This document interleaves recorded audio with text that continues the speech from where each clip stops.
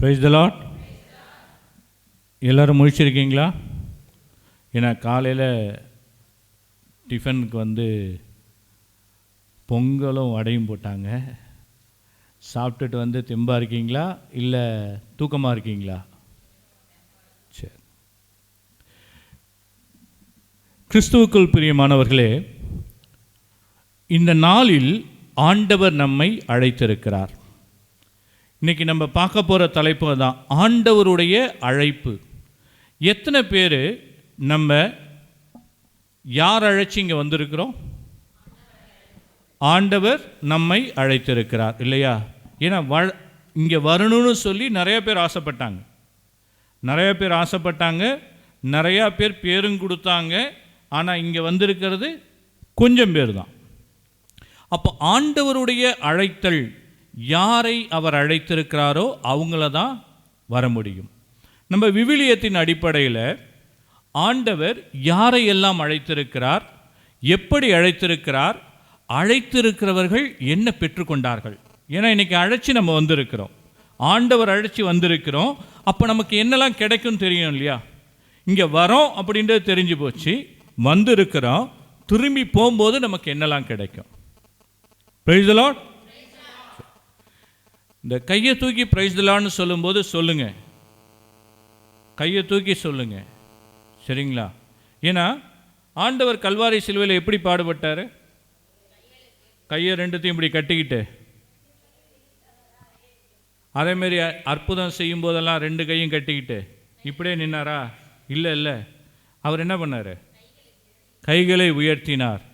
அப்பத்தை பலுகி பிருக செய்யும் பொழுது அப்பத்தை எடுத்து வானோக்கி கைகளை உயர்த்தி தந்தைக்கு மகிமைப்படுத்தி நன்றி செலுத்தி பலுகி பெருக செய்தார் இல்லையா? நம்ம அந்த ஆசீர்வாதத்தை பெற்றுக்கொள்ளணும் அப்படின்னு சொன்னால் நம்ம ஆண்டவர் முன்னாடி எப்படி உக்காந்துருக்கிறோம், நம்ம கை கால்களை எப்படி அசைத்து ஆண்டவரை விடுதலையோடு நம்ம துதிக்கிறோம் அப்படின்றது முக்கியம்.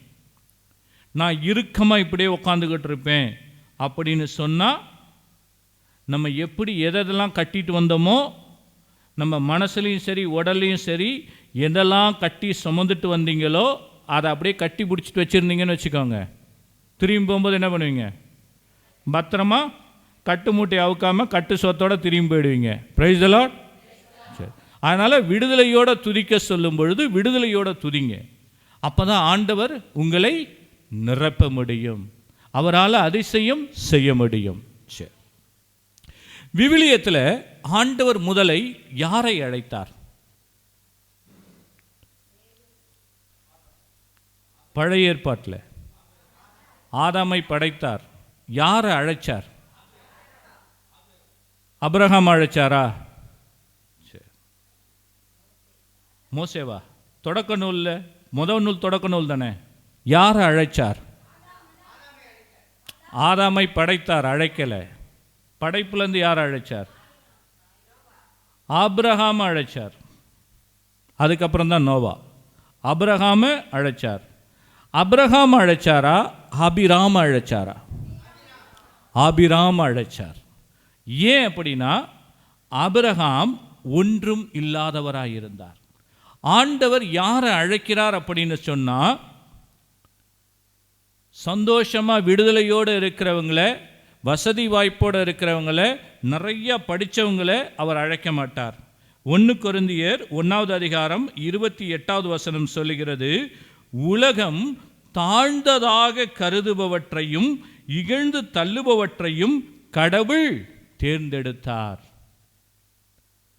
நம்ம நிறைய பேர் தாழ்ந்தவர்களாக நினச்சிருக்கலாம், நிறைய பேர் நம்ம என்னது உபயோகம் இல்லாத ஒரு பாத்திரமாக நினச்சிருக்கலாம், என்னை வெறுத்து ஒதுக்கி இருக்கலாம், நான் யாருக்கும் தேவையில்லாத ஒருவனாக கூட ஆகியிருக்கலாம். ஏன்னா என்னுடைய நோய்கள், என்னுடைய மனக்கவலை, கஷ்டம் என்ன பண்ணோம், என்னை போட்டு வாட்டி இருக்கலாம். ஆனால் ஆண்டவர் இத்தகையவரை தான் தேடி மீட்க வந்தார், தேடி வந்தார். இந்த மாதிரி இருக்கவங்கள தான் அவர் என்ன பண்ணார்? தனக்காக தெரிந்து கொண்டார். Price the Lord. இன்னைக்கு உங்களையும் என்னையும் கூட அவர் என்ன பண்ணியிருக்காரு? தெரிந்தெடுத்திருக்கிறார். 2 தீமோத்தேயு 2வது அதிகாரம் 21வது வசனம், ஒருவர் மதிப்பற்றவற்றிலிருந்து தம்மை தூய்மையாக வைத்து கொண்டால் அவர் மதிப்புக்குரிய தூய கலனாக கருதப்படுவார். அவர் எந்த நற்செயலையும் செய்ய ஆயத்தமாயிருப்பார். தம் தலைவருக்கு பயனுள்ளவராயிருப்பார். Price the Lord.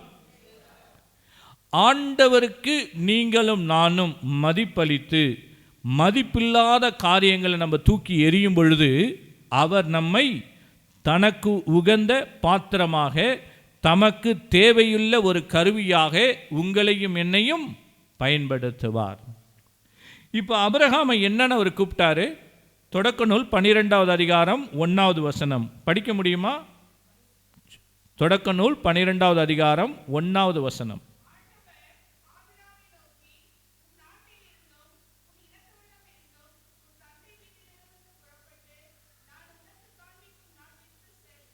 ஆமென். போதும். உன் நாட்டிலிருந்தும் உன் இனத்திடமிருந்தும் உன் தந்தை வீட்டிலிருந்தும் புறப்பட்டு நான் உனக்கு காண்பிக்கும் நாட்டிற்கு செல் என்றார். கிறிஸ்துவுக்குள் பிரியமானவர்களே, ஆண்டவருடைய அழைத்தல் இப்படிப்பட்டதுதான். நீ வாப்பா என் பின்னாடி அப்படின்னு சொல்ல மாட்டார். ஏன்னா அது ஒவ்வொன்றும் ஆழமான அர்த்தம் உள்ளது. இன்னைக்கு ஆண்டவர் உங்களையும் என்னையும் இந்த இடத்திற்கு கொண்டு வந்திருக்கிறார் என்று சொன்னால், நீங்களும் நானும் நாட்டையும் இனத்தையும் வீட்டையும் விட்டு வந்திருக்கிறோம். Price the Lord. நம்ம எல்லாத்தையும் விட்டு வந்திருக்கிறோம். ஆண்டவர் அழைத்தது அப்படிதான் இருக்கும். ஏன் அப்படின்னா, ஆபிரகாமை கொண்டு நாடுகளை உண்டாக்கினார், இனங்களை உண்டாக்கினார். ஆபிரகாமுக்கு எவ்வளவு வீடு இருந்தது? ஆபிரகாமோட பிள்ளைங்க எல்லாருமே அவருடைய வீடு தான் இல்லையா? ஏன்னா நம்முடைய தந்தை அவர். Price the Lord. நான் பேசுறது புரியுதா? தமிழில் தானே பேசுகிறேன். சரி, ஓகே. ஆண்டவர் ஆபிரகாமை எதெல்லாம் விட்டுட்டு வர சொன்னாரோ அதை எல்லாம் அவருக்கு ஆசீர்வாதமாக கொடுத்தார். அவருக்கு என்ன சொன்னார்? அடுத்த 2 வசனம் படிங்கம்மா. பெரிய இனமாக்குவேன். முன்னாடி என்ன சொன்னார்? இனத்தை விட்டு வான்னார். அப்போ பெரிய இனமாக்கிறார். அடுத்தது, உனக்கு ஆசி வழங்குவேன், சிறப்புற செய்வேன், நீயே ஆசியாக விளங்குவாய். அப்போ ஆண்டவருக்காக நாடுகளை விட்டு வந்த ஆபிரகாமுக்கு விடுதலை பயணம் முடியும் போது எத்தனை நாடு இருந்துச்சு? போன நாடெல்லாம் அவங்க சொந்தமாக்குனாங்க. Price the Lord.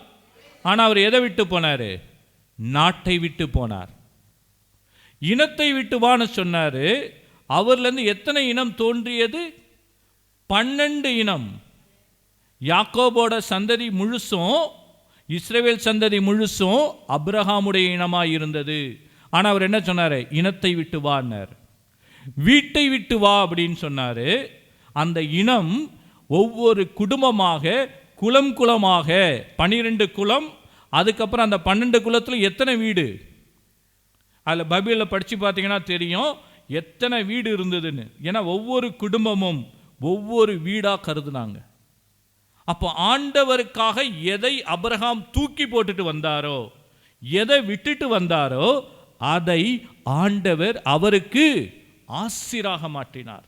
இன்னைக்கு நீங்கள் வீட்டில் உங்களுடைய பிரச்சனைகள், கவலை, கஷ்டம் எல்லாத்தையும் ஆண்டவருக்காக விட்டு வந்திருக்கீங்க. ஆண்டவர் உங்களுக்கு அதை ஆசீர்வாதமாக மாற்றுவார். Price the Lord. Price the Lord. அதே போல ஆபிரகாமை ஆண்டவர் அழைச்சது மாத்திரமல்ல, ஆபிரகாமை என்ன சொன்னார்? அவர் தொடக்க நூல் 17:5 ஆபிராமை அபிரகாம்னு பேர் மாற்றினார். என்னன்னு பேர் மாற்றினார்? அபிராம அபிரகாம்னு பேர் மாற்றினார்.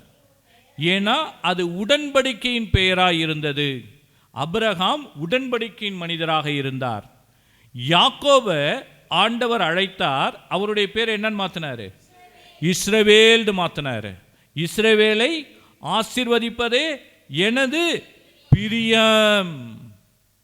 அப்போ பேரு மாறுச்சு அப்படின்னு சொன்னா, ஆண்டவருடைய உடன்படிக்கைக்குள்ள வந்தோம் அப்படின்னு சொன்னா ஆண்டவர் நம்மை ஆசீர்வதிப்பார். அந்த ஆசீர்வாதம் எப்படி? இன்னைக்கு நம்ம என்ன சொல்றோம்? அபிரகாமின் தேவனே, ஈசாக்கின் தேவனே, யாக்கோபின் தேவனே, இல்லையா?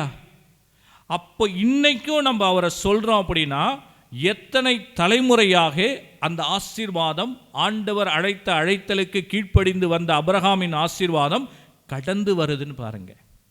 அப்போ ஆண்டவர் அழைக்கிறார் என்றால் அந்த அழைத்தலுக்கு நம்ம செவிசாய்த்து அழைத்தலுக்காக நாம் கடந்து வரும் பொழுது ஆண்டவருடைய ஆசீர்வாதம் இது போல தான் இருக்கும். விசுவாசிக்கிறீங்களா? அந்த ஆசீர்வாதத்தை நம்ம சுதந்திரித்துக் கொள்ளணும்னு விசுவாசிக்கிறீங்களா? Praise the Lord.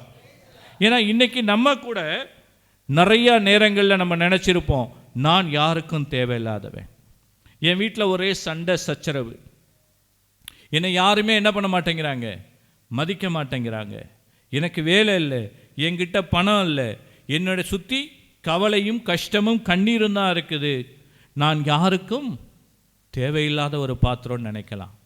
ஆனால் ஆண்டவருக்கு நீங்கள் தேவை. நான் வயசாயிடுச்சு, நான் சாக போகிறேன், இல்லை நான் வயசு இருக்குது, இன்னும் கொஞ்ச நாள் கழித்து நான் வருவேன்ட்டு இல்லை. நீங்கள் யாராக இருந்தாலும் அவருடைய பிள்ளைகள். Price the Lord. இன்னைக்கு ஆண்டவர் உங்கள் ஒவ்வொருவரையும் இந்த இடத்துக்கு அழைத்து வந்திருக்கிறது நீங்கள் வெறுமையாய் போகிறதுக்காக அல்ல பிரியமானவர்களே, கண்டிப்பாக அல்ல. ஆண்டவர் உங்களையும் உங்கள் குடும்பங்களையும் உங்கள் சந்ததிகளையும் ஆசீர்வதிக்க வல்லவராயிருக்கிறார். Praise the Lord.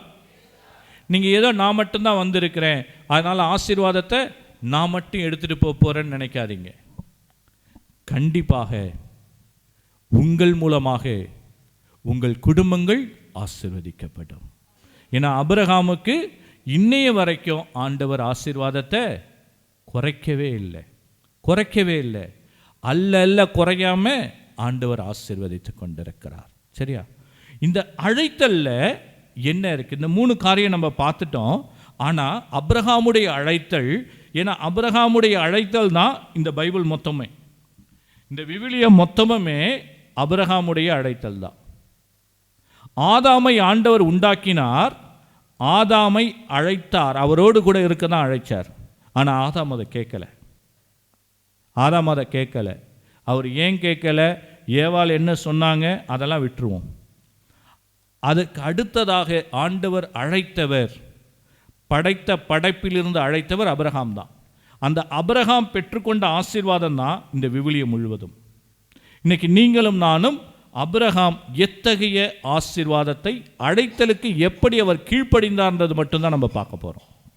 Price the Lord. முதலாவது காரியம், ஆண்டவர் அபிரகாமை மொத்தம் 5 காரியம் இருக்குது. இந்த அழைத்தல்ல 5 காரியம் இருக்குது. முதலாவதாக ஆண்டவர் அபிரகாமை பிரித்தெடுத்தார்.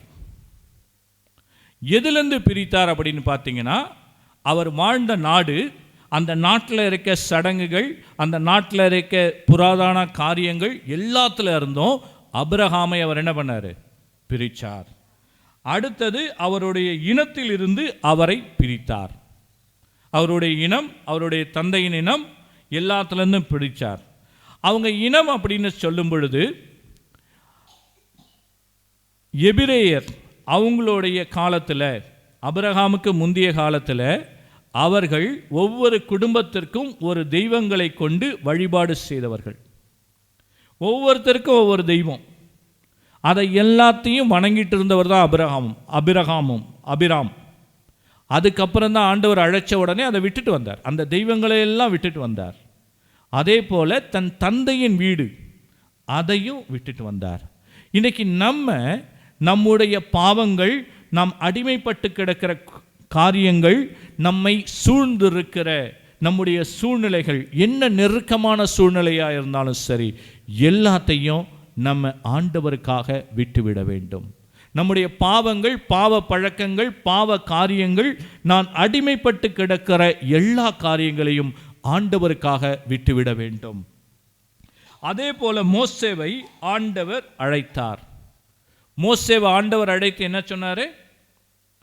நீ எனக்கு வேணும், எகிப்தில் இருக்கிற மக்களை வழிநடத்த வேண்டும் வான்னு சொல்லி கூப்பிட்டார். இஸ்ரேல் மக்களை அடிமைத்தனத்திலிருந்து கூட்டிட்டு வரணும் வான்னு சொன்னார் இல்லையா? அவரை யார்கிட்ட இருந்து பிரித்து கொண்டு போனார்? அவருடைய மாமனார் வீட்டிலிருந்து அவரை பிரித்து கொண்டு போய் மீண்டும் இஸ்ரவேல் இடத்துல கொண்டு போனார். அந்த மக்களை எகிப்தின் அடிமைத்தலையிலிருந்து, எகிப்திலிருந்து பிரித்து பாலும் தேனும் ஓடுகிற கானான் தேசத்திற்கு கொண்டு வரும்படியாக அவர் அழைத்து சென்றார். முதலாவது காரியம், அந்த செப்பரேஷன், பிரிக்க வேண்டும். இதை பிரித்தோம் அப்படின்னு சொன்னாலே இது 3 காரியம் கொடுத்துருக்கு இல்லையா? 1 நாடு, இனம், வீடு. இப்போ நம்ம ஆண்டவரை பிரிக்கிறார் அப்படின்னா எதுலேருந்து பிரிப்பார்? நாட்டிலேருந்து, வீட்டிலேருந்து, நம்ம குடும்பத்திலேருந்து பிரிச்சிருவாரா? ஏற்கனவே எல்லா குடும்பமும் பிரிஞ்சு தானே கிடக்குது. எது ஒன்றா கிடக்கு? Price the Lord. எல்லா வீட்லையும் என்னது? எல்லா வீட்லேயும் பிரிஞ்சு கிடக்கு. யார்கிட்ட போய் பேசினாலும், பிரதர் என் குடும்பம் சமாதானத்துக்காக ஜெபிச்சுக்கோங்க, நானும் என் புருஷனும் பிரிஞ்சிருக்கிறோம், நானும் என் பிள்ளையும் பிரிஞ்சிருக்கிறோம், நானும் என் பேர பிள்ளைங்களும் தன்னால் பார்க்கறதே இல்லை. நடுவில் ஒரு அம்மா பண்ணாங்க, போன தவக்காலத்துக்கு, நீங்கள் ஒருத்தல்லாம் இருக்க வேண்டாம், பேர பிள்ளைகளை கூப்பிட்டு வந்து பாட்டி தாத்தா கிட்ட காமிங்க போதுன்னு போப்பாண்டவர் சொன்னாருன்னு சொல்லி. ஏன்னா எல்லாரும் சொல்லியும் பார்த்துட்டாங்க, கேட்கலன்னவனே போப்பாண்டவர் சொன்னாருன்னு சொல்லி ஒரு வாட்ஸ்அப் சுற்றுச்சா இல்லையா? எத்தனை பேர் பார்த்தீங்க? பெரியவங்ககிட்ட பேர பிள்ளைங்களை கொண்டு வந்து காட்டுங்க, அதுவே பெரிய ஆசீர்வாதம்னு சொல்லி அதை ஒரு வாட்ஸ்அப்பில் எல்லாம் போட்டு விட்டாங்க. Price the Lord. ஏன்னா இன்றைக்கி எல்லா குடும்பமும் பிரிஞ்சு தான் கிடக்குது. அப்போ ஆண்டவர் எதிலிருந்து நம்மை பிரிக்க அழைக்கிறார் அப்படின்னு பார்த்தீங்கன்னா, மத்தேயு 22வது அதிகாரம் 37வது வசனம்.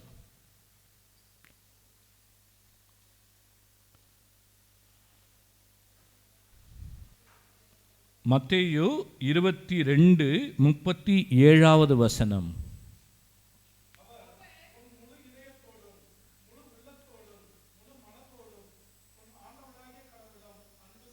ஆமென்.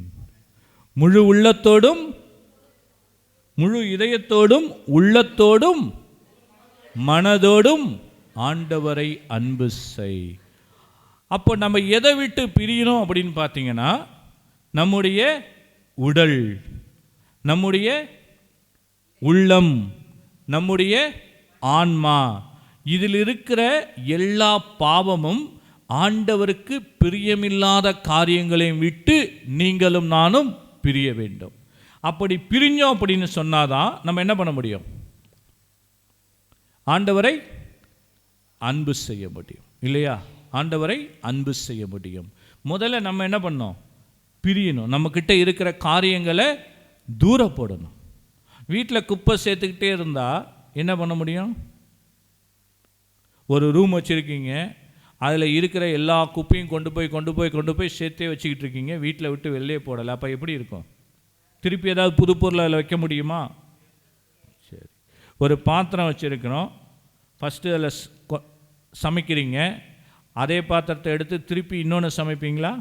கழுவிட்டு சமைப்பீங்களா? அப்படியே சமைச்சா என்ன ஆகும்? நாரி போயிடும். செஞ்சதும் சாப்பிட முடியாது, யாருக்கும் அது பிரயோஜனமாகவும் இருக்காது இல்லையா? அதுபோல் என்ன பண்ணோம்? நம்முடைய இருதயத்தையும் உள்ளத்தையும் ஆன்மாவையும் சுத்திகரிக்க வேண்டும். இந்த 3 நாள் ஆண்டவர் அழைச்சிருக்கிறது அதுதான். நாம் ஆண்டவரோடு கூட அவருடைய பாடுகளை தியானித்து பாவத்திற்காக மரித்து நீங்களும் நானும் உயிர் தெழ வேண்டும். Price the Lord. 2வது காரியம், ஆபிரகாமை எதற்கு அழைத்தார்னு பார்த்தீங்கன்னா, விசுவாசத்தில் நிலைக்க. ஆபிரகாமை விசுவாசத்தில் நிலைப்பதற்காக அழைத்தார். என்ன விசுவாசம்? எந்த விசுவாசத்தில் நிலைக்க அழைத்தார்? என்ன விசுவாசத்தில் நிலைக்கிறதுக்காக அழைத்தார்? ஆபிரகாம் அவர் அழைத்து என்ன சொன்னார்? உனக்கு பெரிய நாட்டை கொடுப்பேன். என்ன சொன்னார்? நான் காண்பிக்கும் நாட்டிற்கு போ அப்படின்னு சொன்னார். நம்மளாக தான் என்ன சொல்லுவோம்? பிரதர், எந்த நாட்டுக்கு போனோம்? விசா கிடைக்குமா கிடைக்காதா? அது பர்மனெண்ட் விசாவா, டூரிஸ்ட் விசாவா, டெம்பரரியா இல்லையா? நான் அங்கே போனால் என்னை யார் பார்த்துக்குவா? அங்கே போனால் சாப்பாட்டுக்கு நான் என்ன பண்ணுவேன்? நீங்கள் காசு கொடுத்து அனுப்புவீங்களா, நான் காசு போட்டு போகணுமா? கேட்போமா கேட்க மாட்டோமா? ஆபிரகாம் அதெல்லாம் கேட்டாரா? போ அப்படின்னோன்னு என்ன பண்ணிட்டாரு? போயிட்டார். அவர் என்ன பண்ணார்? முதலாவது ஆண்டவர் கொடுக்கிறேன்னு சொன்ன நாட்டை அவர் விசுவாசித்தார், நம்பினார். ஆனால் நீங்களும் நானும் அந்த நம்பிக்கை வைத்திருக்கிறோமான்னு பார்ப்போம். ஆண்டவர் கொடுத்ததை அவர் நம்பினார். இயற்கைக்கு அப்பாற்பட்ட நம்பிக்கையை அவர் கொண்டார். 75 வயசில் அவரை கூப்பிட்டு என்ன சொன்னார்? உனக்கு ஒரு குழந்தையை கொடுப்பேன். ஆனால் எத்தனை வருஷம் அவர் காத்திருந்தார்? 25 வருஷம் காத்திருந்தார். 100 வயசில் அந்த ஈசாக்கு அவரை தாத்தானை கூப்பிட்டுருப்பானா அப்பானை கூப்பிட்டுருப்பானே தெரியாத நிலையில் ஆண்டவர் என்ன பண்ணார்? ஆசீர்வதித்தார். சரிங்களா? ஆண்டவர் விசுவாசிக்க அழைக்கிறார். ஆபிரகாம் அதுதான் பண்ணார். தொடக்க நூல் 15வது அதிகாரம் 6வது வசனம்.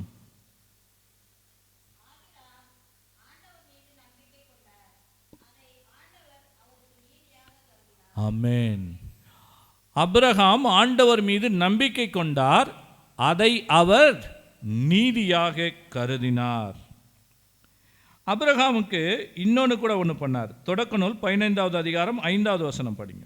அதுக்கு முந்தின வசனம்.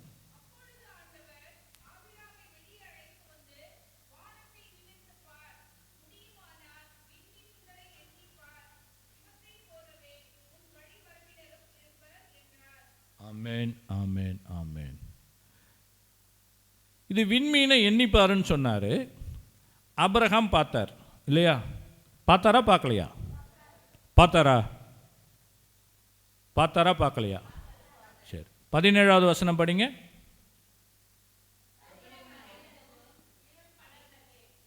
கதிரவன் மறைந்ததும் இருள் படர்ந்தது. போதும் போதும் போதும். கதிரவன் மறைந்ததும் இருள் படர்ந்தது. அப்போ ஆபிரகாம் எப்போ பார்த்தாரு? 15வது வசனம் என்ன சொல்லுது? கூடுமானால் 15வது அதிகாரம் 5வது வசனம் விண்மீன்களை எண்ணிப்பார்னு சொல்றார் இல்லையா? வெளியில கூட்டு போறாரு. இந்த விண்மீனை முடியினா எண்ணிப்பாரு, இது போல உன் சந்ததியை பெருக்குவேன் சொன்னாரா இல்லையா? சொன்னார். ஆனால் அது பகலா ராத்திரியா? 17வது வசனம் சொல்லுகிறது, கதிரவன் மறைந்ததும் இருள் சூழ்ந்தது. அப்போ ஆபிரகாம் எப்போ பார்த்தார்? அதை பகல்ல பார்த்தார். பகல்ல விண்மீன் தெரியுமா? தெரியாது. அப்போ அவர் எப்படி பார்த்தார்? ஆண்டவர் மீது கொண்ட விசுவாசத்தின் அடிப்படையில் விசுவாச கண் கொண்டு அவர் பார்த்தார். இன்னைக்கு நம்ம கூட நிறைய நேரங்களில் இந்த விசுவாச கண் கொண்டு பார்க்கறத நம்ம என்ன பண்ணிடுறோம்? விட்டுடுறோம். என் கண்ணு முன்னாடி தெரிஞ்சுது அப்படின்னா நம்புவேன், நான் பார்த்தா நம்புவேன், நான் கேட்டா நம்புவேன். ஆனால் கண்ணால் காணாததை ஆபிரகாம் விசுவாசித்தார். அத்தகைய ஆழமான ஒரு விசுவாசத்திற்கு தான் நம்மை ஆண்டவர் அழைக்கிறார். Price the Lord. மூணாவது காரியம், ஆண்டவர் என்ன பண்றாரு? உடன்படிக்கையை தொடங்குகிறார். மோசேவோடு ஆபிரகாமோடு உடன்படிக்கையை தொடங்குகிறார். என்ன உடன்படிக்கையை தொடங்குறாரு? தொடக்க நூல் 17வது அதிகாரம் 1லிருந்து 8 வசனங்களை வாசித்தோம் அப்படின்னா, வாசிக்க வேண்டாம், அதை வாசித்து பார்த்தோம் அப்படின்னா ஆண்டவர் சொல்றாரு, முதல்ல அபிராமுடைய பெயரை அபிரகாம்னு மாத்துறார். ரெண்டாவது என்ன பண்றாரு?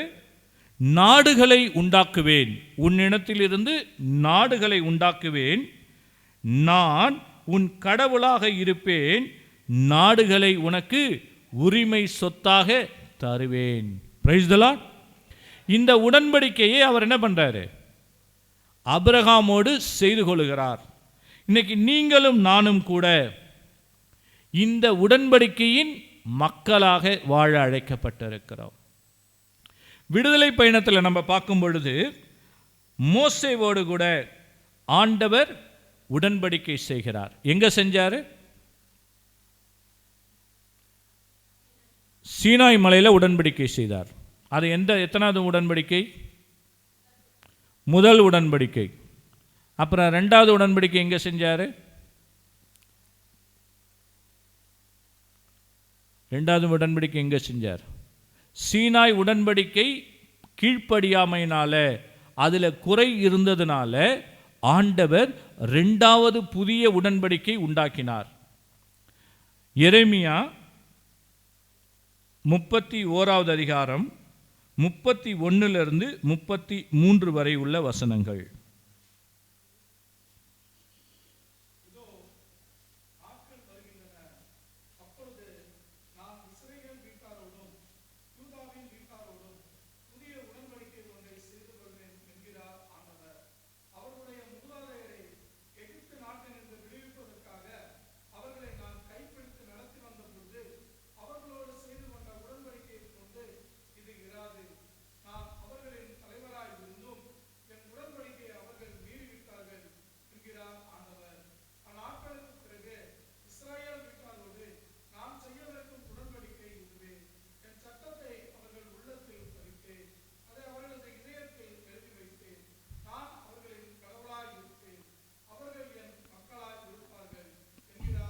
ஆமென்.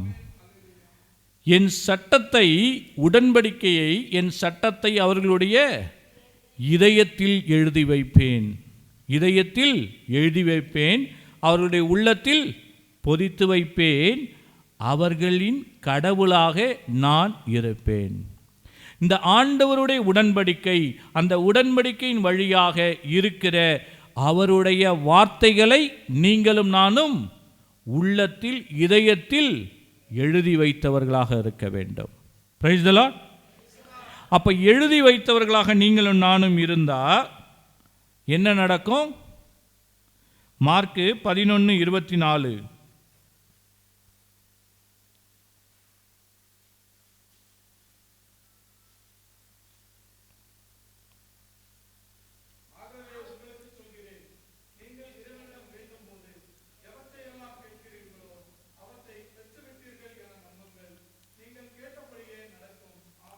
ஆமென், அல்லேலூயா. ஆண்டவருடைய வார்த்தை நமக்குள் குடிகொண்டிருந்தால், அவருடைய வார்த்தை நம்முள் இருந்தால், நாம் எதையெல்லாம் கேட்கிறோமோ அதையெல்லாம் பெற்றுக்கொள்வோம்.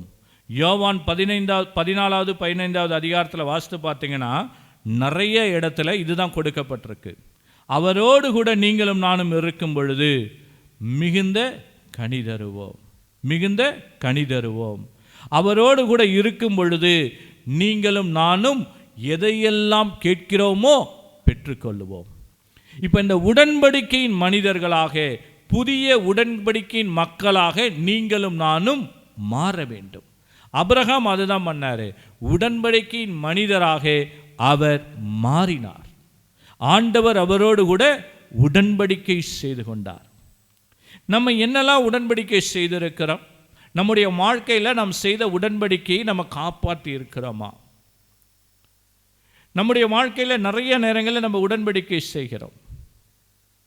கணவன் மனைவியோடு, இல்லை பிஸ்னஸில், நம்முடைய பிள்ளைகளோடு கூட உடன்படிக்கை செய்கிறோம். அந்த உடன்படிக்கையெல்லாம் நம்ம காப்பாற்றி இருக்கிறோமா? கணவன் மனைவியாக திருமணத்தில் ஆண்டவர் முன்னிலையில் உடன்படிக்கை செய்து கொள்ளுகிறோம். பிள்ளை பிறந்த உடனே ஞானஸ்தானத்துக்கு கொண்டு போய் விடும் பொழுது ஆண்டவர் முன்னிலையில் அந்த பிள்ளையின் சார்பாக ஞானஸ்தான வார்த்தைப்பாடு கொடுத்து உடன்படிக்கை செய்து கொள்கிறோம். நீங்களும் நானும் அந்த உடன்படிக்கையை காத்திருக்கிறோமா? எத்தனை பேர் எத்தனை பிள்ளைகளுக்கு ஞானத்தாயாக இருக்கிறோம்? ஞானத்தாய் ஞானத்தகப்பன் போய் நின்று, பிரதர் வாங்க, ஆண்டி வாங்க, அங்கிள் வாங்கன்ன உடனே போய் அங்கிள் ஆண்டியெல்லாம் நின்றுட்டு ஃபோட்டோக்கு போஸை கொடுத்துட்டு பிரைஸ்லாம், அப்புறமேட்டா கல்யாணத்துக்கு பேரை போடலைன்னு சொல்லி வாக்கியா தகராறு பண்ணிட்டு, இல்லையா, என் பேர் முன்னாடி போடலை பின்னாடி போட்டிருக்குது, 2வது பக்கத்தில் போட்டிருக்குது, 3வது பக்கத்தில் போட்டிருக்கு. எத்தனை பேர் ஞான பிள்ளைகளுக்காக நம்ம பிள்ளைங்களுக்கு எப்படி ஜெபம் பண்ணுறோமோ அதேமாரி பண்ணுறோம். நீங்களாம் தேர்ந்தெடுக்கப்பட்டவர்கள், உடன்படிக்கையின் மக்கள், அதனால தான் இங்கே இருக்கீங்க. Price the Lord. எல்லாரும் பண்ணுறோமா இல்லையா? ஆவிக்குரிய வாழ்க்கையில் உள்ளே போய் பார்த்தீங்க அப்படின்னு சொன்னால் ஒரு 4 காரியம் சொல்லுவாங்க. ஜெபத்தில் ஆவிக்குரிய வாழ்க்கையில் உள்ளே போகும்போது நம்ம தலையில் என்னென்ன பாவம் சாபம் வரும் தெரியுமா? என்னென்ன வரும் தெரியாதா? நம்ம பேர்லலாம் என்ன பாவம் வரப்போகுது? ஜென்ம பாவம் வரும். நம்மை பெற்ற அப்பா அம்மா 2 பேராச்சா, அவங்கள பெற்ற அப்பா அம்மா, அப்போ மொத்தம் எத்தனை பேர் ஆச்சு? 6 பேர் ஆச்சா? சரி. அப்புறம் ஞானத்தாய் ஞானத்தகப்பேன், அவன் சொந்தக்காரன், சித்தப்பான், மாமான், பெரியப்பான், இவனுக்கு தான் கொடுக்கணும். ஏன்னா அவன் பிள்ளை எனக்கு கொடுத்துருக்கான், என் பிள்ளை உனக்கு கொடுத்துருக்கான்னு குடிக்கார போகிறீங்க. என்ன அயோக்கியத்தனம் பண்ணுறானோ எல்லாருக்கும் போய் ஞானத்தாயாக வந்து இருக்கு. அவனுக்கு வசதி இருக்குது, பவுனில் செய்யுமா, முறை செய்யுமா, எல்லாம் சேர்ந்து பிள்ளைங்க தலையில் செய்ய வச்சுக்கிட்டு இருக்கான். Price the Lord. நிறைய பேர் செஞ்சிருப்பீங்களோ? ஏன்னா இது எல்லாமே அந்த குழந்தைக்கு சாபமாக வரும். ஞானத்தாய் தகப்பன் அவர்கள் வழியாக வருகிற பாவங்களும் அந்த பிள்ளையை சேரும், சாபங்களும் அந்த பிள்ளையை சேரும். அதனால் அந்த உடன்படிக்கையில் நம்ம யாரெல்லாம் வந்து நம்முடைய பிள்ளைகள், ஏன்னா ஞானத்தாய் தகப்பன்ற ஸ்தானத்தில் இருந்தோம், பெற்றோர் என்கிற ஸ்தானத்தில் இருந்தோம், திருமுழுக்கில் நீங்களும் நானும் வாக்கு பண்ணியிருக்கிறோம், உடன்படிக்கை செய்திருக்கிறோம். அப்போ அந்த உடன்படிக்கையின் மக்களாக நீங்களும் நானும் வாழ அழைக்கப்பட்டிருக்கிறோம்.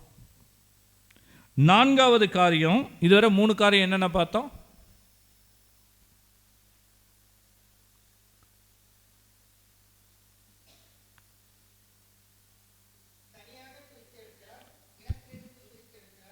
இல்லை 3 காரியம். பிரித்தெடுக்கிறார் 1, அடுத்தது விசுவாசத்தில் நிலைக்க உடன்படிக்கை.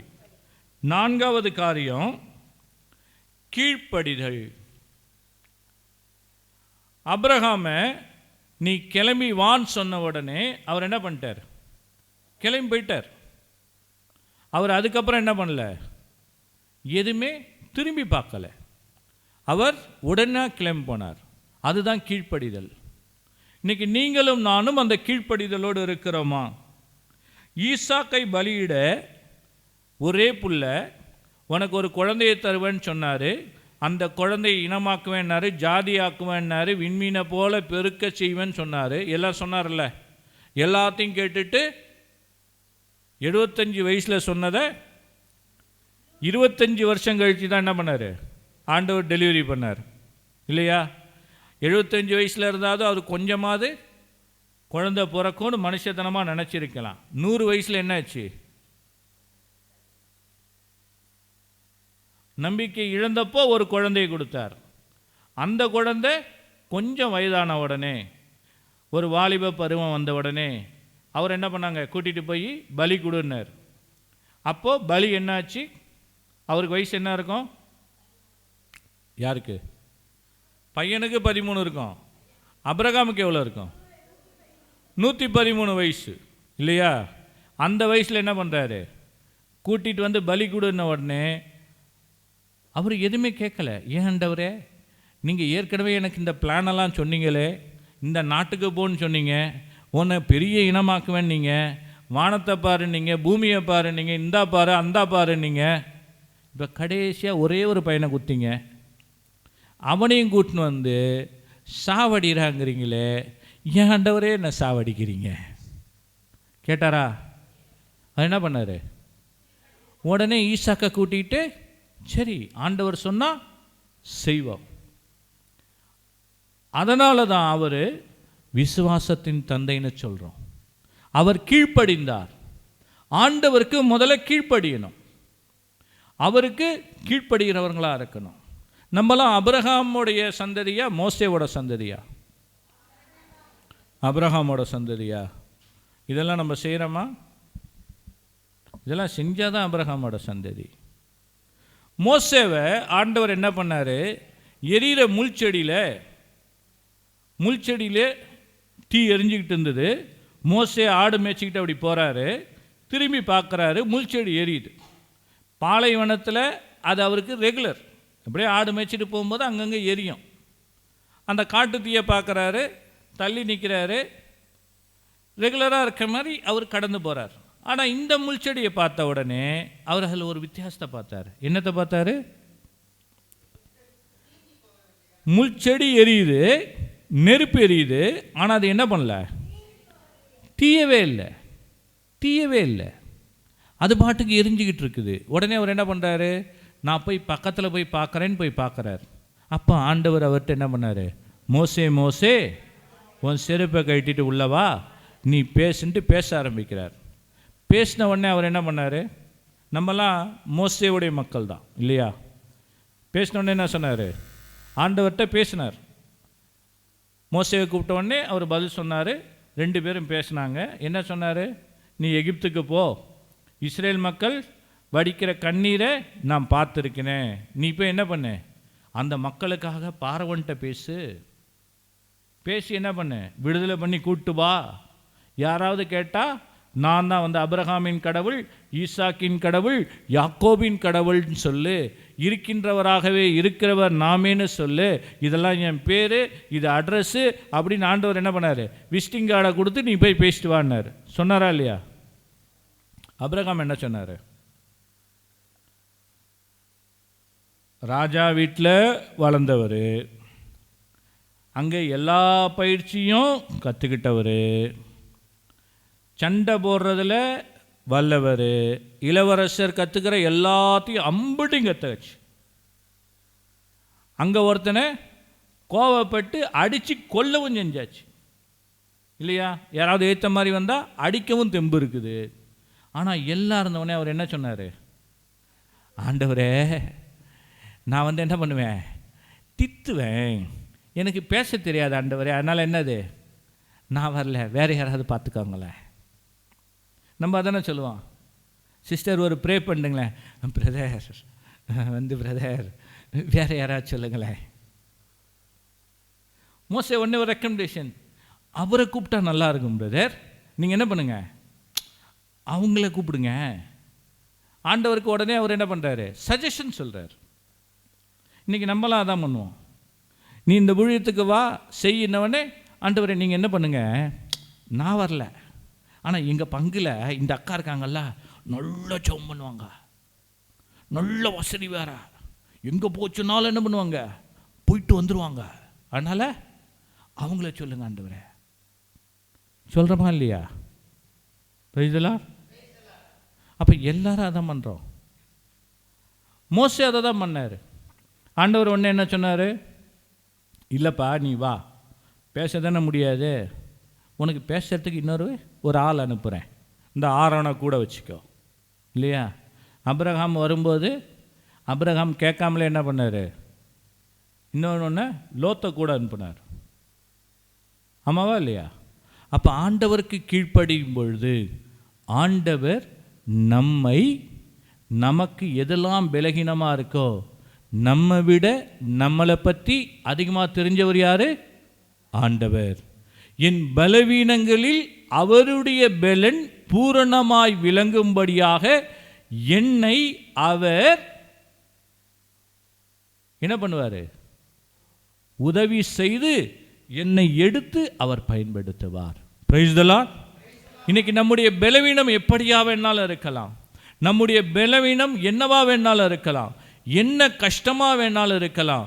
ஆண்டவருக்கு நீங்களும் நானும் உண்மையாக இருக்கும் பொழுது, கீழ்ப்படியும் பொழுது அவர் நம்ம என்ன பண்ணுவார்? காப்பார். Price the Lord.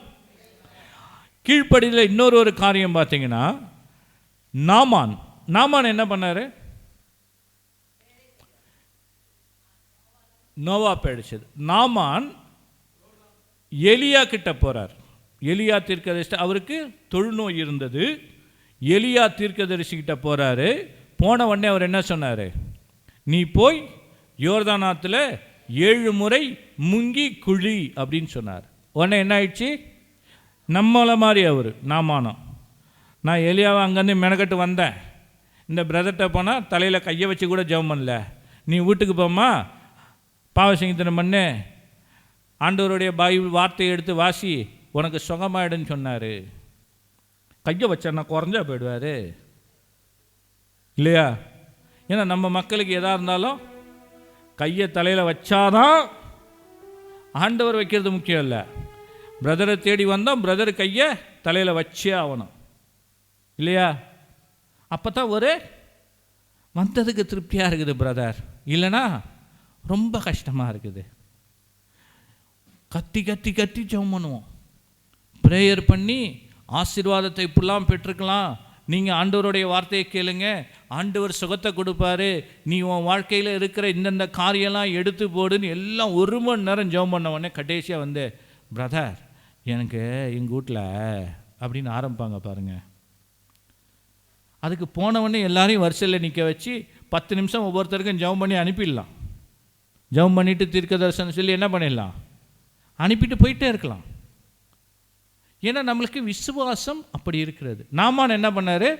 எலியா கிட்ட நான் அங்கேருந்து வந்தேன், நான் ஒரு மந்திரி, தேரில் வந்திருக்கிறேன், சாக்கு மூட்டையில் பணம் கொண்டு வந்திருக்கேன், தங்கம் கொண்டு வந்திருக்கிறேன். ஆனால் என்னென்ன பண்ணிட்டார்? எங்கள் ஊரில் ஆறு இல்லை, நான் இங்கே வந்தேன், எங்கள் ஊரில் எம்புட்டு ஆறு ஓடுது சொன்னாரா இல்லையா? அதுக்கப்புறம் என்ன பண்ணார்? போகும்போது கோச்சிக்கிட்டு வேற போனார். அவருக்கு கூட இருந்த வேலைக்காரன் என்ன சொன்னான்? இதை விட கஷ்டமானது ஏதாவது ஒன்று சொல்லியிருந்தா நீ செஞ்சிருப்பியா இல்லையா? போய் என்ன பண்ணு, முங்கு அப்படின்ன உடனே முங்கி எழுந்தார். புது மனிதனாக மாற்றப்பட்டார். புது மனிதனாக மாற்றப்பட்டார். 10 தொழுநோயாளர் ஆண்டவர்கிட்ட வந்தாங்க, குணமாக்குங்கன்னு கேட்டாங்க. அவர் என்ன பண்ணார்? போய் குருவிடம் காட்டுன்ட்டார். குருவிடம் காட்டுன்ட்டார். உடனே அவங்க பார்த்துட்டு, ஆண்டவரே தொழுநோயெல்லாம் அப்படியே இருக்குது, நான் போய் என்னத்தை காட்டுறது? நீங்கள் சுகமாக்குங்க, அப்புறம் போய் நான் காட்டுறேன்னு சொன்னாங்களா? இல்லை.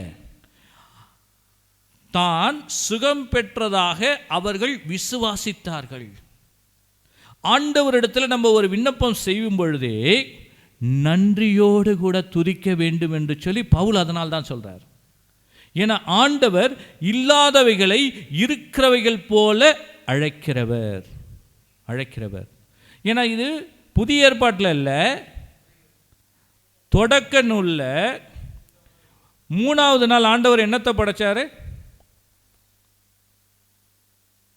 என்னத்தையோ படைச்சாரு, விடுங்களே. 3வது நாள் என்னத்தை படைச்சாரு? சொல்லுங்கம்மா. விதைத்தரும் செடிகளையும் பழம் தரும் மரங்களையும். ஆமென். அப்படியே வைங்க. அத 3வது நாள் என்னத்தை படைச்சாரு?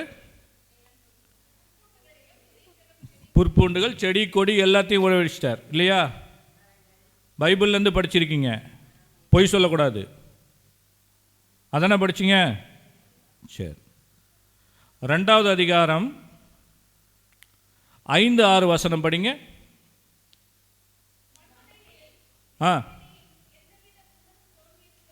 என்ன தோன்றி இருக்குல்ல? எது தோணல? அப்போ அந்தம்மா இப்போ தான் படித்தாங்க 1 அதிகாரத்தில் 3வது நாள் ஆண்டவர் தோன்ற செஞ்சிட்டாருன்னு. அப்புறம் ஏன் போய் சொல்கிறீங்க? ஆண்டவர் 2வது நாள் தானே தோன்ற செஞ்சார். ஆமாவா இல்லையா? எது உண்மை? இருக்கு ஆனால் இல்லை, இருக்கு ஆனால் இல்லை. ஆனால் ஆண்டவர் எப்படி பண்ணுறாரு? இல்லை ஆனால் இருக்கு. Price the Lord. இன்னைக்கு நம்ம சாபமாக இருக்கலாம், ஆனால் ஆண்டவர் ஆசீர்வாதத்தை வைத்திருக்கிறார். விசுவாசிக்கணும். தொழுநோயாளர்கள் வந்தாங்க, ஆண்டவர் சொல்கிறாரு போய் குருவானவரிடம் காட்டுன்னு சொல்கிறாரு. நாமான் வந்தான், எலியா போய் யோர்தானில் குளின்னு சொன்னார். ஆனால் என்னாச்சு? கையில் தொழுநோய் மாறலை, இல்லை, சுகம் இல்லை. ஆனால் ஆண்டவர் சுகம் இருப்பதாக அழைத்தார். இல்லாதவைகளை இருக்கிறவைகள் போல அழைக்கிறவர் ஆண்டவர். அதனால தான் தொடக்க நூல் 3வது அதிகாரம் அந்த 3வது நாளே ஆண்டவர் புல்பூண்டுகளை உண்டாக்க செய்தார்னு சொல்லியிருக்கு. அவர் படைச்சிட்டாரு, ஆனால் அங்கே ஃபிசிக்கலாக இல்லை. படைச்சிட்டாரு, ஃபிசிக்கலாக இல்லை. அது வர்றதுக்கு நீர் தேவைப்பட்டது. இன்னைக்கு அப்ரஹாமுக்கு அதுதான். ஆண்டவர் ஆசீர்வதிச்சிட்டாரு. அப்ரஹாமா வான்னு சொன்னாரு, இனமாக்குவேன்னு சொன்னாரு, உனக்கு ஜாதியை உண்டாக்குவேன்னு சொன்னாரு, உன்னை ஒரு என்னுடைய விசுவாச மக்கள் எல்லோருக்கும் விசுவாசத்தின் தந்தைன்னு டிக்ளேர் பண்ணாரு. ஆனால் அவன் குழந்தையே இல்லாமல் கஷ்டப்பட்டுக்கிட்டு இருந்தான். கூட்டிட்டு வந்தாரு. வந்த உடனே அவன் ஆண்டவருக்கு கீழ்ப்படிந்தான். கீழ்ப்படிந்த மாத்திரத்தில் எல்லாவற்றையும் அவன் என்ன பண்ணான்? சுதந்தரித்து கொண்டான். Price the Lord. இன்னைக்கு ஆண்டவருக்காக நீங்களும் நானும் முன்வந்து கீழ்ப்படியும் பொழுது, விசுவாசத்தோடு கூட நிற்கும் பொழுது, நீங்களும் நானும் எல்லாவற்றையும் சுதந்தரித்துக் கொள்ள முடியும்.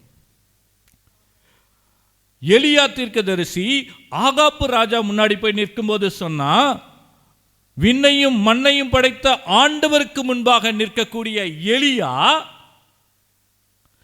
என் வார்த்தையின்றி மழையோ பனியோ பெய்யாதுன்னு சொன்னார்.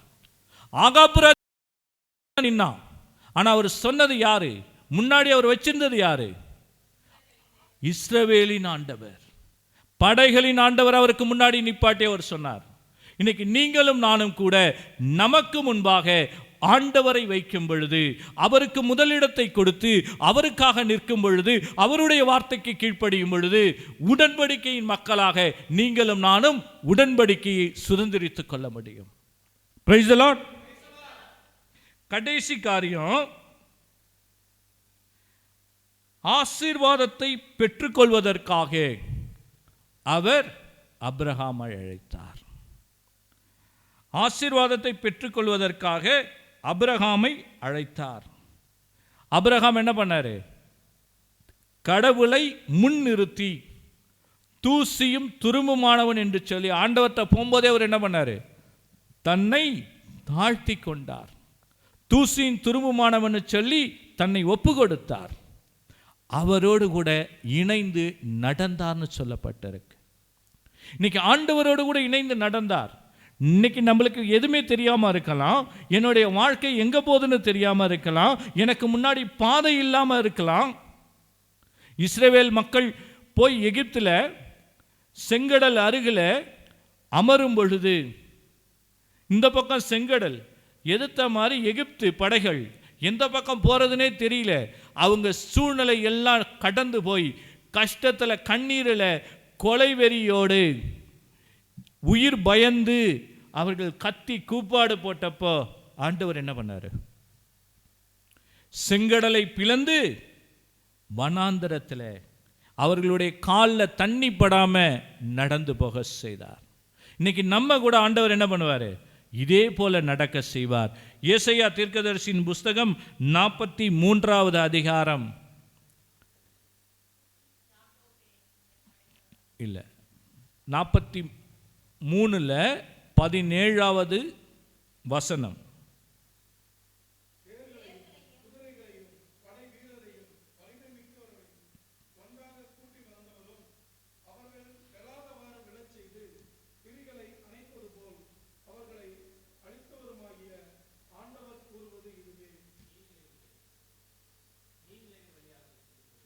இல்லை 43:17.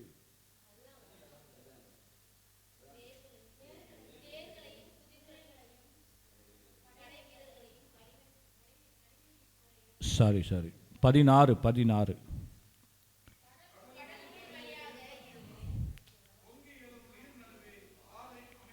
ஆமென்.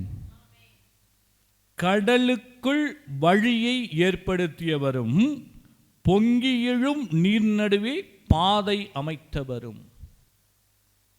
கடலுக்கு நடுவில் வழி ஏதாவது தெரியுமா நமக்கு? எல்லா பக்கமும் தண்ணி தான் தெரியும் இல்லையா? கடலுக்கு நடுவில் வழி இருக்கா இல்லையா? சரி. இப்போ சமீபத்தில் ஒரு ஆராய்ச்சி, நம்ம தமிழர்கள் எங்கெல்லாம் பறந்து, ஏன்னா இப்போ தமிழர்களை குறித்து ஆராய்ச்சி நிறையா போய்கிட்டு இருக்கு இல்லையா? அதில் பார்த்தீங்கன்னாக்கா கடற்கரை உலகம் ஃபுல்லாக இருக்கிற கடல் ஓரங்களில் இருக்கிற பகுதிகளில் இன்னும் தமிழர்களுடைய பெயர்களும் தமிழ் கடவுள் வழிபாடுகளும் இருக்குது இல்லையா? ஏன்னா கடல் சார்ந்த பகுதியில் இருக்க எல்லா இடத்துலையும் அது இருக்குது. அது எப்படி தமிழன் மட்டும் அந்த காலத்திலே கடலுக்கு போனான், பயணம் பண்ணான் அப்படின்னு ஒரு ஆராய்ச்சி நடந்திருக்கு. இப்போ சமீபத்தில் அதை பார்த்தேன். ஆமை இருக்கு இல்லையா, கடலுக்கு நடுவில் வழி இருக்கான். இந்த ஏசையா இந்த புஸ்தகத்தில் இந்த வார்த்தையை படித்ததுக்கப்புறம் அந்த வாட்ஸ்அப்பை பார்க்க நேர்ந்தது வீடியோவை. கடலுக்கு நடுவில் அந்த நீரோட்டங்களில் ஒரு வழி இருக்குதான். அந்த வழியில் தான் ஆமைகள் பயணம் பண்ணுமா. அதை சயின்டிஃபிக்காக ப்ரூஃப் பண்ணுறதுக்கு ஆமைகளுக்கு மேலே கருவிகளை ஃபிக்ஸ் பண்ணி அந்த ஆமை போகிற வழியை எடுத்திருக்காங்க. அப்போ கடலுக்கு நடுவே வழியை அமைத்தவரும் பொங்கி எழும் நீரூற்றில் நீர் நடுவே பாதை அமைத்தவருமான கடவுள். இன்றைக்கி நம்முடைய வாழ்க்கையில் நம்மை சுற்றி நீர்நிலைகளாக இருக்கலாம், கொந்தளிப்பாக இருக்கலாம், அலைகழிப்பாக இருக்கலாம். நான் எந்த பக்கம் போவேன்னு தெரியாமல், திசை தெரியாமல் நம்ம நிற்கலாம். ஆனால் ஆண்டவர் சொல்கிறாரு, கடலுக்கு நடுவே பாதை அமைத்தவர் அவர். நமக்காக என்ன பண்ணுவார்? ஒரு பாதையை உண்டாக்குவார். 19வது வசனம், பாலை நிலத்தில் இதோ புதுச்செயல் ஒன்றை நான் செய்கிறேன், இப்பொழுதே அது தோன்றிவிட்டது, நீ அதை கூர்ந்து கவனிக்கவில்லையா? பாலை நிலத்தில் நான் பாதை ஒன்று அமைப்பேன், பாழ்வெளியில் நீரோடைகளை தோன்றச் செய்வேன். பாலை நிலத்தில் எல்லா பக்கமும் மண்ணாக இருக்கும் இல்லையா? அதில் பாதை தெரியுமா? தெரியாது. ஆனால் ஆண்டவர் சொல்கிறாரு, நம்முடைய வாழ்க்கையில் அவர் புதிய செயலை செய்ய தொடங்கிவிட்டார். எத்தனை பேர் விசுவாசிக்கிறீங்க? ஆண்டவர் நம்மை அழைத்திருக்கிறார் என்று சொன்னால் இந்த 5 காரியத்துக்காக தான் அழைத்திருக்கிறார். நம்மை அவர் ஆசீர்வதிப்பதற்காக அழைத்திருக்கிறார். நம்மை உடன்படிக்கையின் மக்களாக வாழ அழைத்திருக்கிறார். நம்மை கீழ்ப்படியும் மக்களாக வாழ அழைத்திருக்கிறார். அவர் மீது நம்பிக்கை கொள்ளும் மக்களாக அழைத்திருக்கிறார். இந்த உலகத்திலிருந்தும் எல்லாவற்றிலிருந்தும் நம்மை பிரித்தெடுத்து அவருக்கு உகந்த பாத்திரமாக பயன்படுத்த நம்மை அவர் அழைத்திருக்கிறார். அதை நம்ம இன்னைக்கு கண்டுணரப் போகிறோம். இந்த 3 நாள் நமக்கு ஆசீர்வாதமாக அமையப் போகிறது. எல்லாரும் அப்படியே ஒரு நிமிஷம் ஏஞ்சி நிற்போமா? நம்ம ஒரு சின்ன ஜெபம் பண்ணுவோம். ஆண்டவர் நம்மை கண்டிருக்கிறார். ஆண்டவருடைய அழகான கண்கள் நம்மை கண்டிருக்கிறது. இந்த உலகம் நம்மை வெறித்து தள்ளினாலும் யாரும் அறியாத நம்மை அவர் பார்த்திருக்கிறார். தூக்கி எறியப்பட்ட நம்மை வேண்டுமென்று அவர் அழைத்திருக்கிறார். ஒன்றுமில்லாத நம்மை அவர் காருண்யத்திலே உயர்த்தி வைக்கிற நல்லவர் அவர்.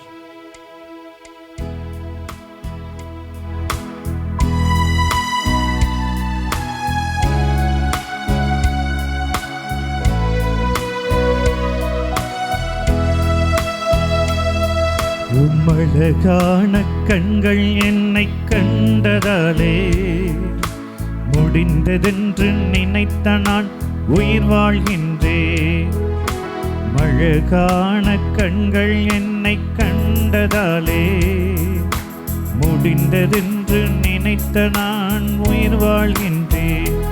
யாரும் அறியாத என்னை நன்றாய் அறிந்து தேடி வந்த நல்ல நேசரே, யாரும் அறியாத என்னை நன்றாயறிந்து தேடி வந்த நல்ல நேசரே, உம்மழகான கண்கள் என்னை கண்டதாலே முடிந்ததென்று நினைத்த நான் உயிர் வாழ்கின்றேன்.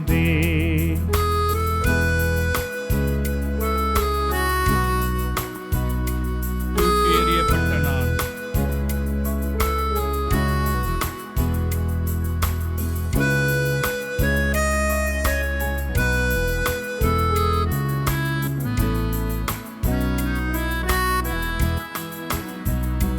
தூக்கி எறியப்பட்ட என்னை வேண்டுமென்று சொல்லி சேர்த்து கொண்ட நல்ல நேசரே, தூக்கி எறியப்பட்ட என்னை வேண்டுமென்று சொல்லி சேர்த்து கொண்ட நல்ல நேசரே,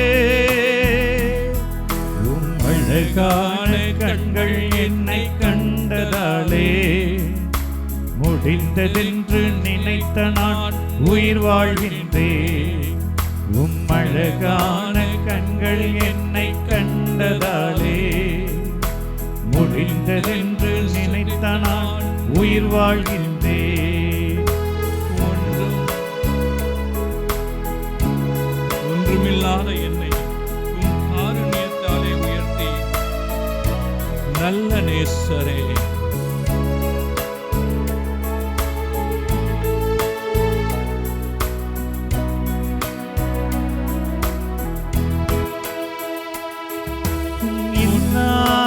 என்னை உன் காருண்யத்தாலே உயர்த்தி வைத்த நல்ல நேசரே, ஒன்றும் இல்லாத என்னை உன் காருண்யத்தாலே உயர்த்தி வைத்த நல்ல நேசரே,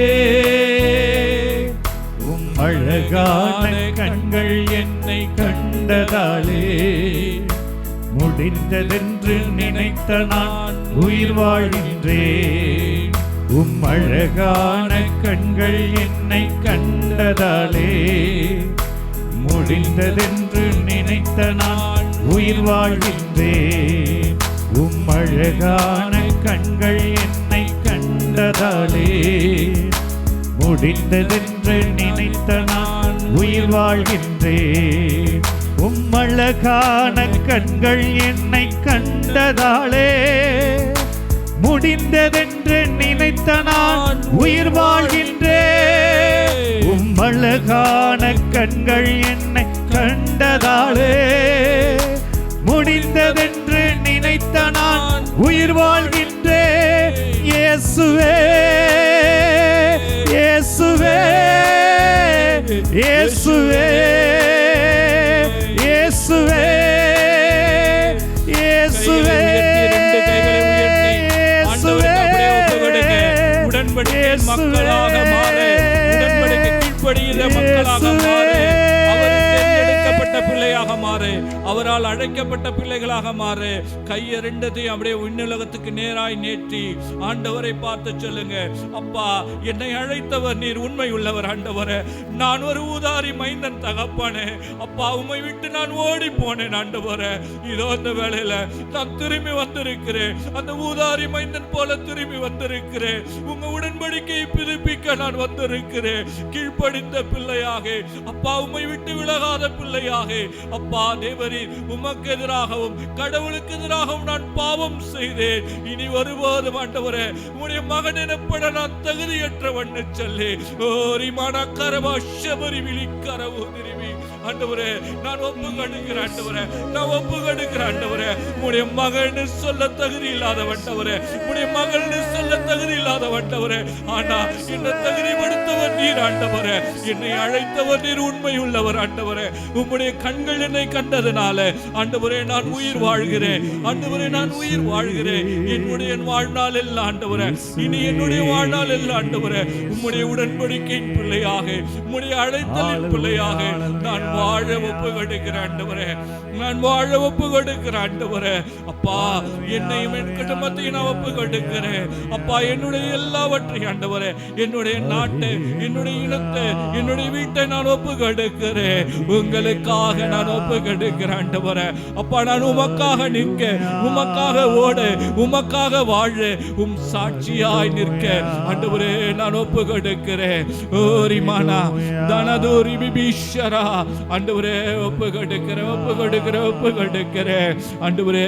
ஹalleluya ஹalleluya ஹalleluya ஹalleluya ஹalleluya ஹalleluya ஹalleluya ஹalleluya ஹalleluya. அப்பா, ஒப்பு கொடுக்கிற ஆண்டவரே, ஒப்பு கொடுக்கிற தகப்பனே, நீர் எங்களை எடுத்து பயன்படுத்தும் அப்பா. உம்முடைய உடன்படிக்கையை நாங்கள் புதுப்பித்துக் கொள்ளுகிற ஆண்டவரே, ஒவ்வொரு அருட்சாதனங்கள் வழியாக நான் உடன்படிக்கையை புதுப்பித்துக் கொள்ளுகிற ஆண்டவரே, எனக்கு உதவி செய்யுங்க, எனக்கு உதவி செய்யுங்க. என்னை இன்னும் எடுத்து பயன்படுத்துங்க ஆண்டவரே. நான் உமது பாத்திரமாக, உமக்கு பிரியமுள்ள பாத்திரமாக மாற நான் ஒப்பு கொடுக்கிறேன். தந்தை, மகன், தூய ஆவியின் பெயராலே ஆமென். ஆமென். Praise the Lord. Praise the Lord.